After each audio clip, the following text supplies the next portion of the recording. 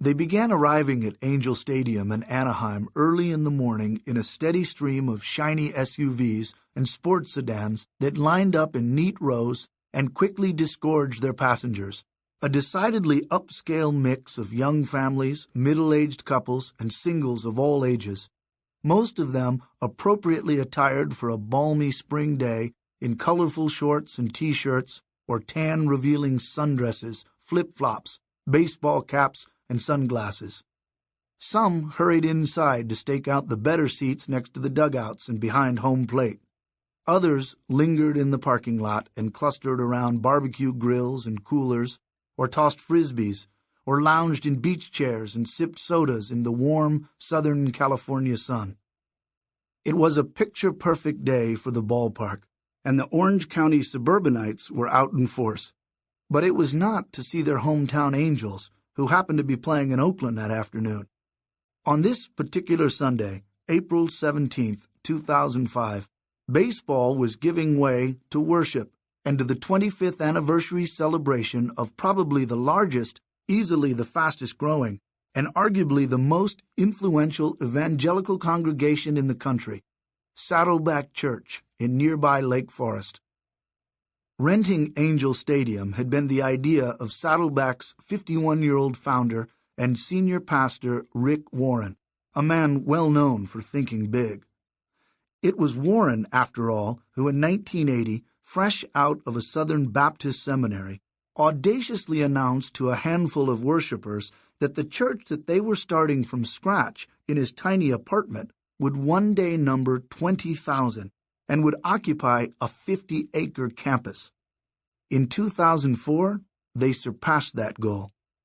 What began with two families as a church for people who hate church had grown to a congregation of more than 22,000 regular attenders on a 120-acre campus with an annual operating budget of more than $30 million. It was Warren, too, who, thinking that other pastors might benefit from the lessons he had learned about church growth, began conducting training seminars in the late 1980s to promote a biblical model of ministry based on what he saw as God's purposes.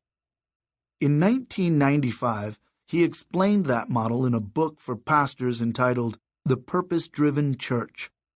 It sold over 1 million copies and helped launch the Purpose-Driven Network, a global alliance of now more than 10,000 congregations in 162 countries. 7 years later, he wrote a spin-off, a book intended for lay people called The Purpose-Driven Life. It became the best-selling nonfiction hardcover of all time, more than 25 million copies sold in the first 3 years alone. The resulting fame and fortune catapulted Warren onto the national and international stage. Suddenly, he found himself deluged with media interview requests and with calls from leaders in government, business, academia, the sports world, and the entertainment industry, even from foreign heads of state, seeking personal spiritual guidance or offering speaking invitations. At a time when many evangelical leaders were enlisting in the culture wars and aligning themselves with narrow partisan causes, Warren used his new public platform to call attention to the plight of the poor and the powerless, especially to AIDS victims in Africa. At the same time, Warren and his wife, Kay, were determined that their sudden wealth would not alter their lifestyle. They became reverse tithers, giving away 90% of their income and keeping just 10%.